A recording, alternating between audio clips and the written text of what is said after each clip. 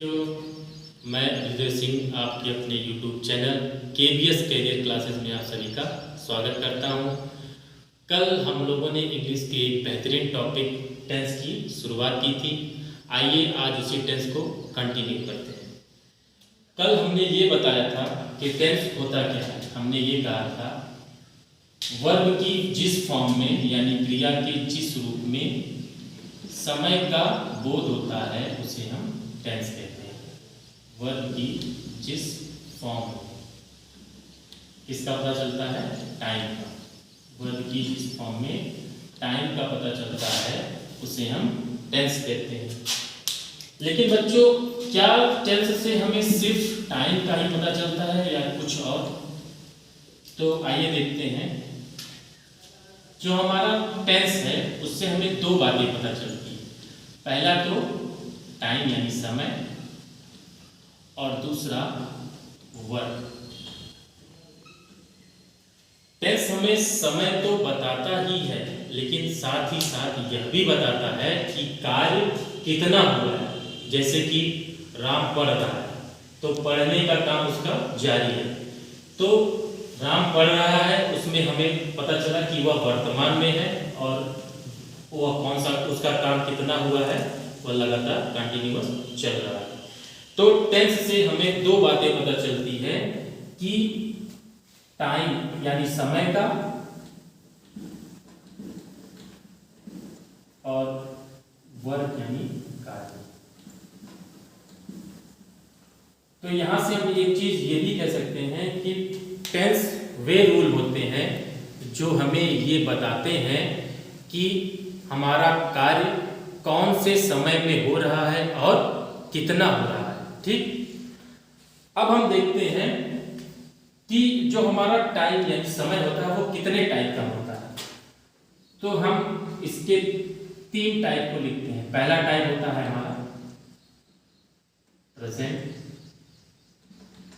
दूसरा हमारा है पास्ट, और तीसरा हमारा है फ्यूचर। ये हमारे टाइम यानी समय के तीन पार्ट हैं। कौन कौन से?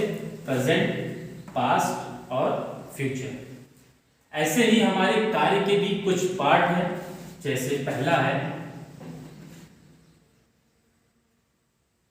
कंटिन्यूअस,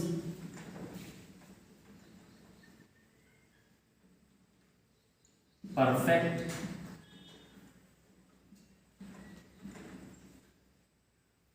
और इनडेफिनिट।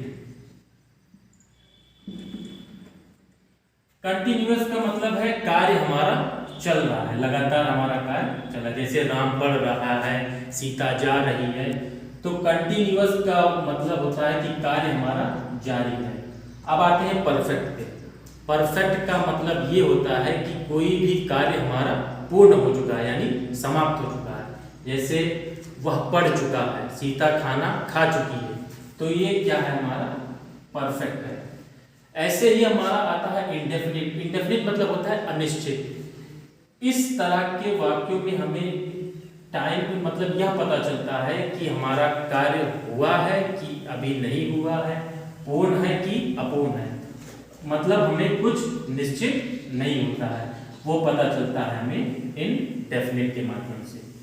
तो बच्चों, हमारे समय के कितने पार्ट हो गए? तीन। प्रेजेंट, इसको हिंदी में कहते हैं वर्तमान, प्रेजेंट यानी वर्तमान, पास्ट यानी भूत, और फ्यूचर यानी भविष्य। ठीक, ऐसे ही हमारा एक टाइप और है जो ग्रामर रूल के अकॉर्डिंग बताया जाता है, परफेक्ट कंटिन्यूअस।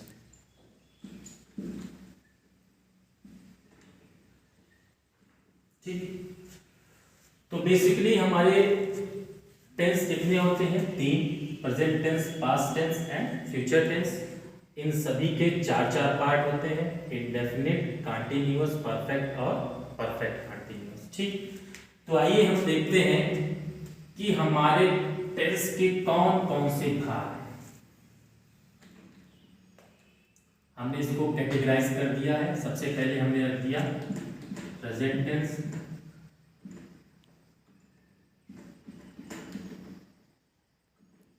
दूसरा हमने रखा पास्ट टेंस, और तीसरा हमने रख दिया फ्यूचर टेंस।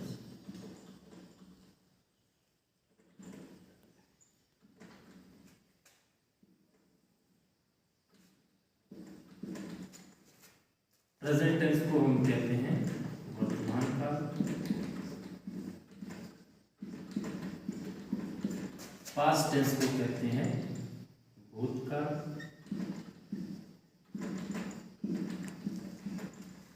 और फ्यूचर टेंस को कहते हैं भविष्यकाल।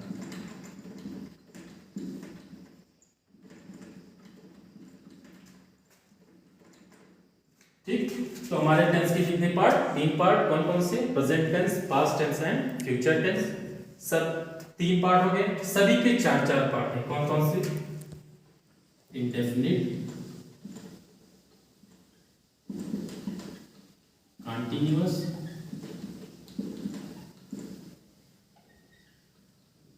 परफेक्ट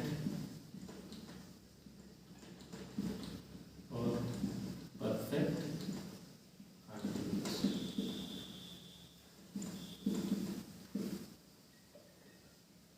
मतलब present indefinite, present continuous, present perfect and present perfect continuous. इस तरह हम पास्ट में आते हैं तो past indefinite, past continuous, past perfect and past perfect continuous. ऐसे हम फ्यूचर में आते हैं, future indefinite, future continuous, future perfect और फ्यूचर परफेक्ट कंटीन्यूअस। ये टोटल हमारे 4, इसके टोटल हमारे कितने टेंस हो गए? 12। 4 प्रेजेंट के, 4 पास्ट के और 4 फ्यूचर के। टोटल हमारे कितने टेंस हो गए? 12। आइए हम अपने पहले टेंस यानी प्रेजेंट इंडेफिनिट की शुरुआत करते हैं। सबसे पहला टेंस है हमारा कौन सा? Present indefinite tense. इसको सिंपल प्रेजेंट, प्रेजेंट इंडेफिनिट को हम सिंपल प्रेजेंट भी कह सकते हैं। इसको हिंदी में कहते हैं वर्तमान काल। ठीक है बच्चों, तो सबसे पहले हमारा कौन सा टेंस है? Present indefinite tense. सबसे पहले आती है किसी टेंस को कैसे पहचाना जाए। सबसे पहली बात आती है टेंस में पहचान। कैसे भी हम किसी वाक्य को अगर देखते हैं तो कैसे पहचानेंगे।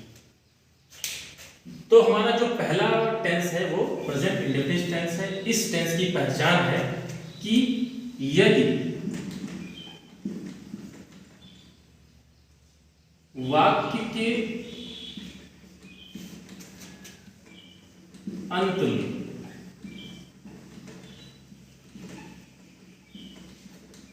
यदि वाक्य के अंत में ता है, ती है, ते है,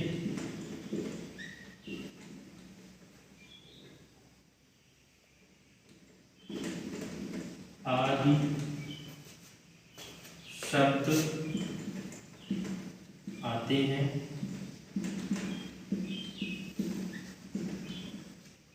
आदि शब्द आते हैं, उन्हें प्रेजेंट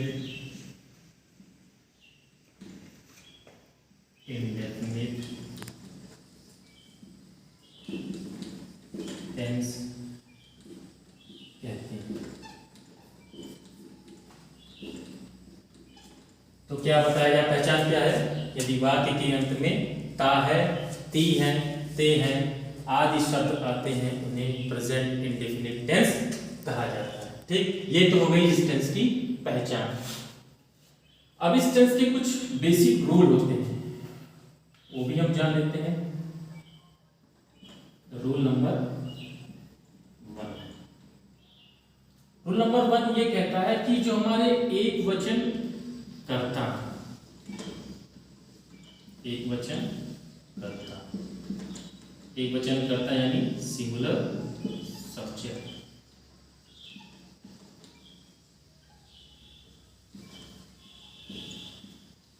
तो एक वचन कर्ता है कौन कौन से? ही, शी और इट। एक वचन कर्ता यानी ही, शी, इट के साथ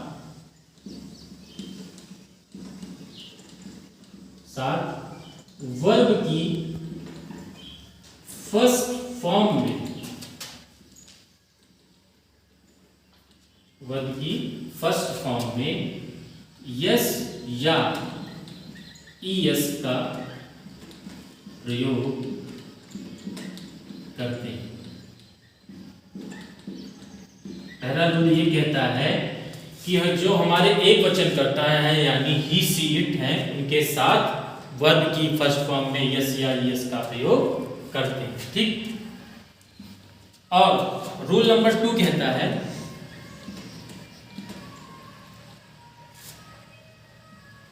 जो हमारे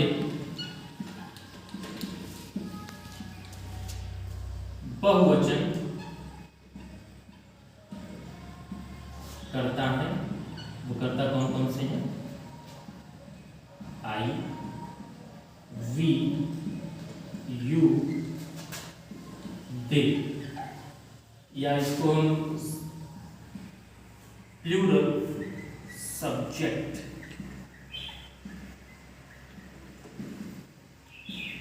जो हमारे बहुवचन करता है यानी आई, वी, यू, दे हैं, इनके साथ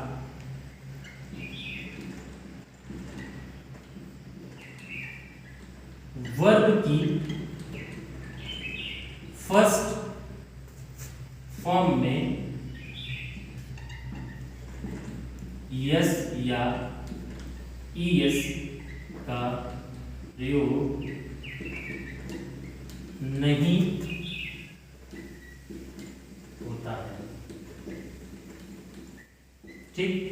तो बच्चों पहचान पहला टेंस हमारा कौन सा था? प्रेजेंट इंडेफिनिट टेंस, जिसको हम वर्तमान काल कहते हैं। पहचान क्या थी? वाक्य के अंत में ता है, ती है, ते है आदि शब्द आते हैं तो उन्हें प्रेजेंट इंडेफिनिट टेंस कहते हैं। एक वचन कर्ता ही, सी, इट के साथ वर्ब की फर्स्ट फॉर्म में यस या ईएस का प्रयोग करते हैं, और बहुवचन करता यानी आई, वी, यू, दे के साथ वर्ब की फर्स्ट फॉर्म में यस या ईएस का प्रयोग नहीं करते हैं। आप लोगों को समझ में आ गया होगा? आगे चलते हैं।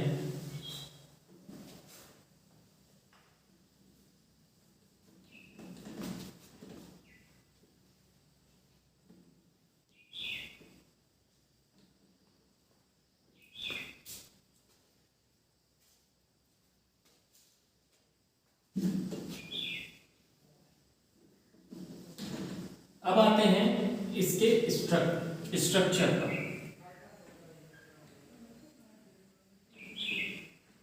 इसकी संरचना कैसे है? सबसे पहले हमारा क्या आएगा? सब्जेक्ट प्लस मेन वर्ब की फर्स्ट फॉर्म में एस या ईएस। उसके बाद हमारा क्या आएगा? ऑब्जेक्ट, और उसके बाद अदर वर्ड। सबसे पहले हमारा क्या आएगा? सब्जेक्ट। सब्जेक्ट के बाद हमारा आएगा मेन वर्ब, मेन वर्ब की फर्स्ट फॉर्म में यस या ईएस। उसके बाद हमारा आएगा ऑब्जेक्ट, ऑब्जेक्ट के बाद हमारा अदर वर्ड। ठीक। आइए कुछ सेंटेंस को करते हैं। सबसे पहले एग्जाम्पल देखते हैं। राम प्रतिदिन स्कूल जाता है। ठीक। तो राम हमारा क्या है? एक वचन, क्योंकि किसी का नाम हो या ही, सी, इट हो, उसको हम कौन सा सब्जेक्ट मानते हैं? Singular subject. तो राम क्या है हमारा? सिंगुलर सब्जेक्ट, इसलिए राम। राम हमारा एक वचन है। सबसे पहले हमने सब्जेक्ट कहा, सब्जेक्ट को रख दिया। फिर हमारा क्या है, मेन वर्ब की फर्स्ट फॉर्म में यस या यस। तो इसमें मेन वर्ब क्या है, जाता है। ठीक, तो गो मतलब होता है जाना, गो में क्या लगा देंगे, ईएस।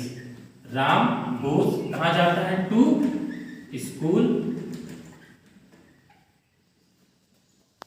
फिर बचा क्या इसमें, प्रतिदिन, प्रतिदिन का डेली या एवरीडे। तो हमारा सेंटेंस क्या हुआ, Ram goes to school daily. Ram हमारा क्या है, सब्जेक्ट है। ये क्या है, हमारी मेन वर्ब की फर्स्ट फॉर्म में यस या यस है। ये हमारा क्या है, ऑब्जेक्ट। और ये हमारा क्या है, अदर वर्ब। ठीक, तो राम प्रतिदिन स्कूल जाता है, Ram goes to school daily. एक सेंटेंस और करते हैं।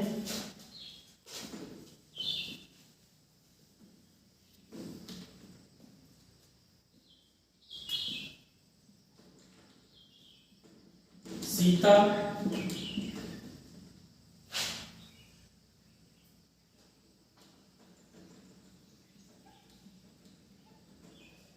गंदे कपड़े धुलती है।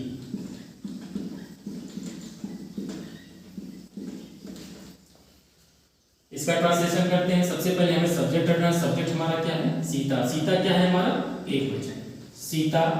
धुलना का क्या होता है, वॉश।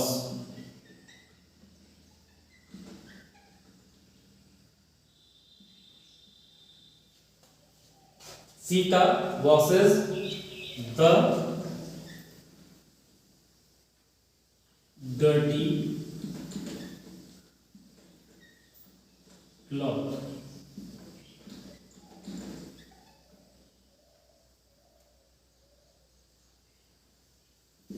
ठीक, सीता हमारा क्या है, यहाँ पर सब्जेक्ट। ये हमारा क्या है, मेन वर्ब।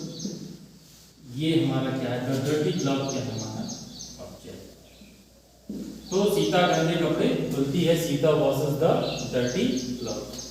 ठीक है बच्चों, आप लोगों को समझ में आया होगा, आशा करते हैं। अब हम इसके बाद नेक्स्ट वीडियो में मिलते हैं। तब तक के लिए जय हिंद, जय भारत, नमस्कार।